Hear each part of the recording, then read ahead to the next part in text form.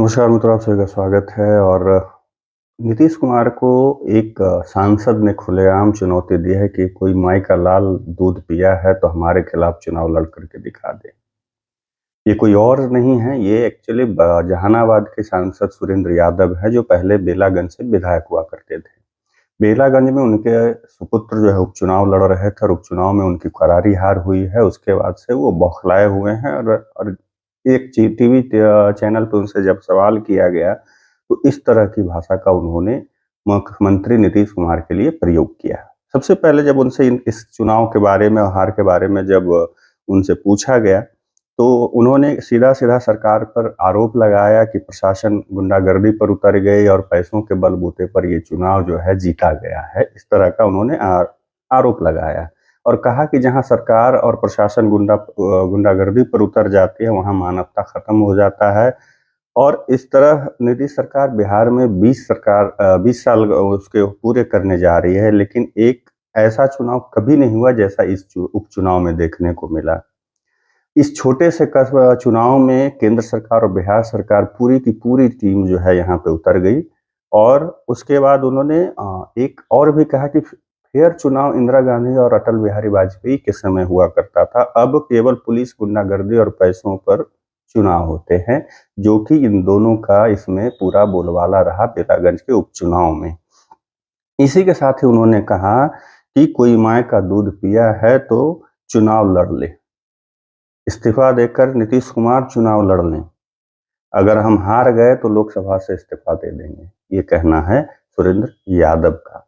इतना ही नहीं, उन्होंने आगे कहा कि मैं नीतीश कुमार को चुनौती देता हूँ। इसलिए मैंने कहा कि ये डायरेक्ट रूप से नीतीश कुमार को खुला चैलेंज दिया है सुरेंद्र यादव ने, माई का लाल कहते हुए कि कोई माई का लाल है जो माई का दूध पिया है, वो मेरे खिलाफ चुनाव लड़ ले। उन्होंने कहा कि मैं नीतीश कुमार को चुनौती देता हूं, पार्टी और मंत्रिमंडल को तो छोड़ ही दीजिए, सीधे-सीधे नीतीश कुमार को खुली चुनौती देता हूं कि बेलागंज में चुनाव नहीं हुआ है। यह सभी लोग क्रिमिनल हैं। हालांकि प्रशांत किशोर की वजह से जो उनका एक्चुअल जो बात है कि प्रशांत किशोर की पार्टी के तीसरे नंबर रहने पे और वो जो मोहम्मद अमजद हैं वहां पे लगभग 27-28 हजार के आसपास उन्होंने वोट लाया, उसके वजह से उनकी हार हुई है। लेकिन उसको उन्होंने माना भी है, लेकिन सीधा-सीधा नीतीश कुमार के ऊपर इस तरह से कहा कि भई अगर मैं खुली तौर पे नीतीश कुमार को चुनौती देता हूँ कि माई का दूध पिया है तो मेरे खिलाफ चुनाव वो लड़ के दिखा दें। अगर मैं हार गया नीतीश कुमार के खिलाफ, मंत्रिमंडल और उनके नेताओं की बात ही छोड़ दीजिए, अगर नीतीश कुमार के खिलाफ मैं चुनाव हार गया तो मैं लोकसभा सदस्यता से इस्तीफा दे दूंगा।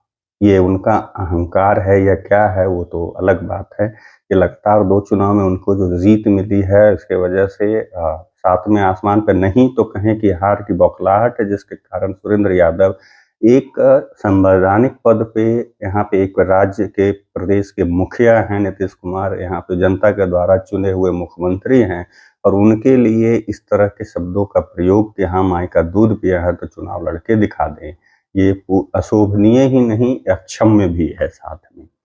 साथ में कहा कि मैं नहीं समझता, प्रशांत किशोर के ऊपर भी उन्होंने निशाना साधा कि बिहार में कहा सीट जीत लेगा। अब यहाँ पे भी देखिए प्रशांत किशोर को किस तरीके से वो कह रहे हैं कि मैं नहीं समझता कि प्रशांत किशोर बिहार में एक आध सीट भी जीत लेगा। हाँ, लेकिन चुनाव हरा सकता है। उसका उद्देश्य राजनीति करना नहीं है, जितना उसका राजनीतिक उद्देश्य होता है उतना उसका उद्देश्य नहीं है। बेलागंज में माई समीकरण दरक जाने पर सुरेंद्र यादव ने कहा कि यहाँ के लोगों के दिमाग को बहुत घुमाया गया है, बड़ा से लेकर छोटा सपना लोगों को दिखाया गया है। प्रशांत किशोर कुछ और नहीं कर सकते, सिर्फ लोगों को सपना दिखा सकते हैं और इसके अलावा उनका राजनीतिक उद्देश्य नहीं है, उनको कोई सीट जीतने की लालसा नहीं है, सिर्फ चुनाव हराने की लालसा है। सिर्फ चुनाव हरा सकते हैं किसी को, वो एक सीट भी जीत नहीं सकते, इस तरह का उनका सीधा-सीधा कहना है। और सोचिए कि मतलब उसके बाद वो कह रहे कि अगर बेलागंज में चोरी नहीं होती, घूसखोरी नहीं होती, शांति और अमन चैन है, अगर ऐसा नहीं होता तो 34 साल से हम कैसे जीत रहे होते। बेलागंज से वो लंबे समय से विधायक बनते आ रहे हैं, इसलिए उनका जो बोला है उन्होंने कहा नीतीश कुमार से अल्पसंख्यक पूछ रहे हैं कि वक्फ बोर्ड बिल पर आपकी क्या राय है और आप किधर रहेंगे, बीजेपी की तरफ या हमारी तरफ। लेकिन अब सोचिए कि एक सांसद पहले विधायक रहे, शायद वो नीतीश सरकार में मंत्री भी रह चुके हैं, उसके बाद इस तरह से नीतीश कुमार के लिए और अभी तक इस पर मैंने अभी तक नहीं देखा कि जदयू के भी कोई नेता जो है या कोई प्रवक्ता है इस पर कोई कमेंट किया है या इस पर कोई बयानबाज़ी आई हो, कोई प्रतिक्रिया आई हो या उनके नज़र में आया नहीं है ये खबर तो समझ में नहीं आ रहा है। लेकिन समझने वाली बात है कि एक प्रदेश के मुखिया जो 20 सालों से यहाँ के और बिहार के बड़े नेता हैं, ऐसा नहीं कि बिहार भी देश के सब बड़े नेताओं में गिनती होती है नीतीश कुमार की। जैसे लालू यादव की गिनती होती है, उसी तरह से नीतीश कुमार की। बिहार से जो 3, 4, 5 बड़े चेहरे इधर बाद में 77 के बाद से जो मतलब जेपी आंदोलन के बाद से जो उभर करके आया, उसमें नीतीश कुमार, लालू प्रसाद यादव आपके सुशील कुमार मोदी, ये सब उसके बाद है रामविलास पासवान, ये सब बड़े चेहरे बिहार के हुए हैं। और उनके लिए इस तरह से एक विधायक और एक सांसद जो कि पहले पूर्व विधायक और मंत्री रह चुके सांसद और वो उनको कहते हैं कि माई का दूध पिए हैं तो भाई मेरे सामने चुनाव लड़के दिखा दे, अगर वो उनसे हार गया तो मैं सांसद ही छोड़ दूंगा। आप लोगों की इस पे क्या प्रतिक्रिया है? क्या इनका वो अहंकार है? क्या उनकी हार की बौखलाहट है या कुछ और है?